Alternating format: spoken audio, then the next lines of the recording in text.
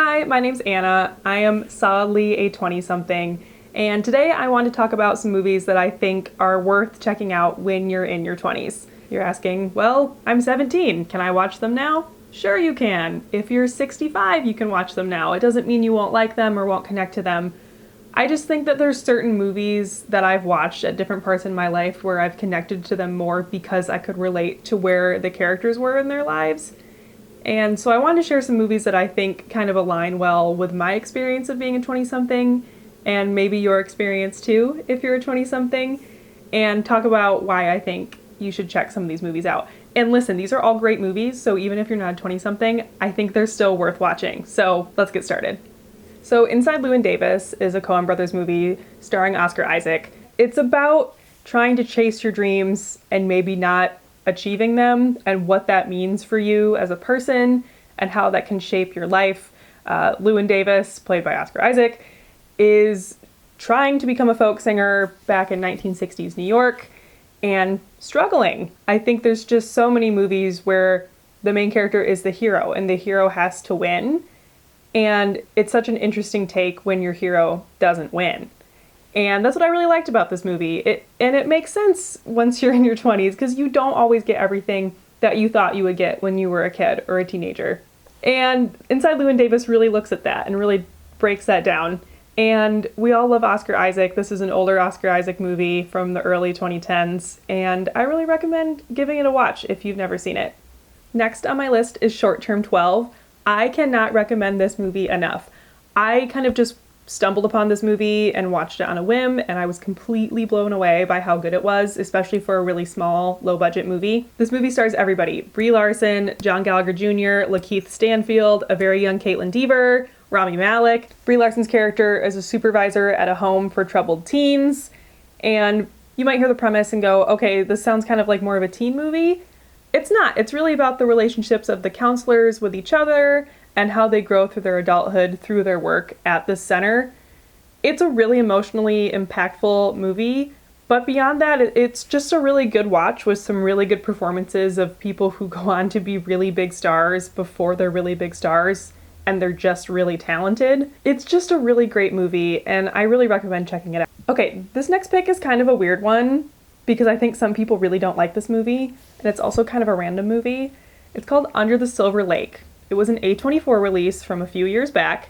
It was not one of their bigger releases. It did not make a bunch of money at the box office. This movie stars Andrew Garfield, who everyone absolutely loves right now, well deserved. And without giving much away, it's about Andrew Garfield's sexy neighbor goes missing, and he goes on an odyssey through the streets of LA to find out what happened to her. I think as a 20-something, there's something you can kind of connect with in this movie. Andrew Garfield is just kind of lost. He's behind on his rent.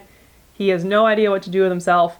And this gives him purpose in such a way that it kind of becomes an obsession and takes over his life. And it's a lot about how you shape your purpose as you get older.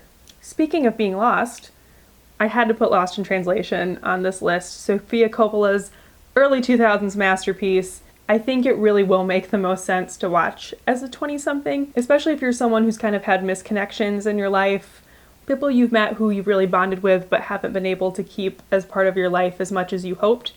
That's really the center of this movie. It's Bill Murray's finest performance of many fine performances. Who doesn't love Bill Murray? Scarlett Johansson is still pretty young in this movie, but she's really phenomenal. She's so good in this movie as just a lost young woman who's looking for meaning in her life. Lost in Translation is really about that. I wanted to throw in a couple love stories here because I think I would be remiss to not realize that love is a big part of being a young person. It's a big part of being a human in general. I think some of my favorite love stories put on film are in the Before trilogy, which stars Julie Delpy and Ethan Hawke as lovers coming in and out of each other's lives. It's a really powerful examination of what relationships are at their core and how difficult and how meaningful they can be to two people. Before Sunrise, the first movie in the trilogy, is probably the most relatable for a 20-something. That's when Ethan Hawke and Julie Delpy's character come together. They're in their 20s, they're young, they meet, they have a whirlwind day together and fall madly in love with each other. And the movie is so magical because it feels really real. It's a Richard Linklater movie, which if you know his movies, He kind of specializes in that realism. He tends to do a lot of films that span great courses of time, that are filmed in real time over several decades. Boyhood is another example of that.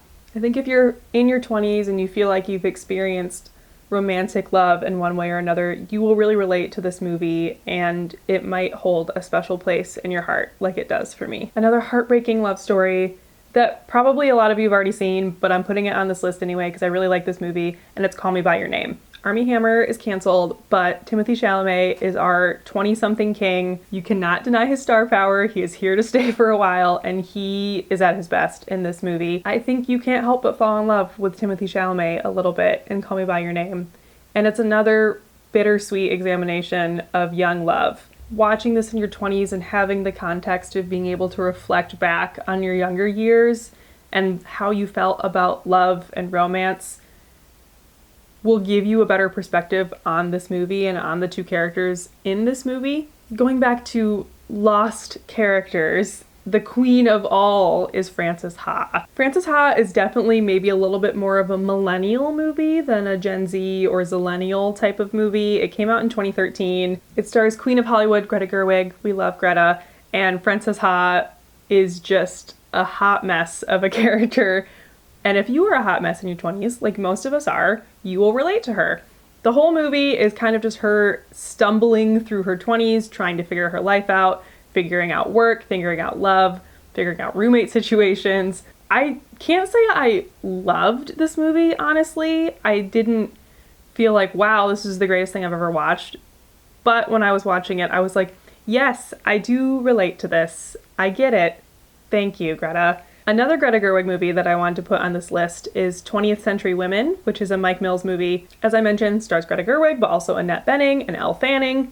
Really great cast. This movie really touched my heart quite a bit. I do think maybe if you're in your late teens, you also might really enjoy it, but I think there's a lot of perspectives on teenagedom and also motherhood, and I think landing in your 20s can give you a really interesting take on this movie. The characters are mega likable. The plot is really sweet and nice. It's a fun watch. It takes place in the 70s in Southern California. The vibes are really good. It's really just about these women's relationship with each other and with the other people in their lives. I really like movies set in the 70s. I'm very partial to them.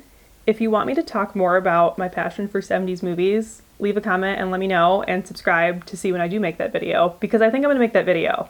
There's a lot of 70s movies I really like. And another movie set in the 70s that I really like, that is my final entry on this list, is Inherent Vice. I feel like Inherent Vice almost occupies the same space in moviedom as Under the Silver Lake.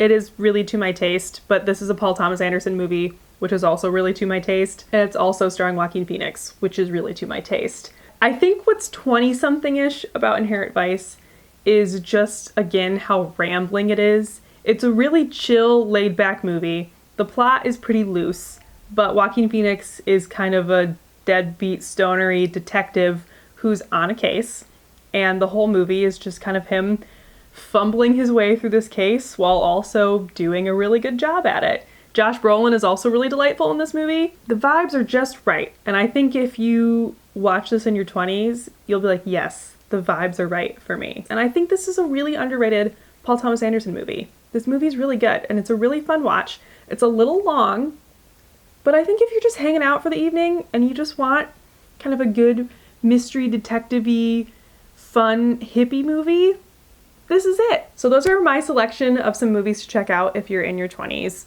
Did you like this? Do you want to see more? Do you want to see different age groups? Let me know. I'm happy to do it again. And make sure to subscribe so you see my future videos. Thank you for watching. Come back very soon.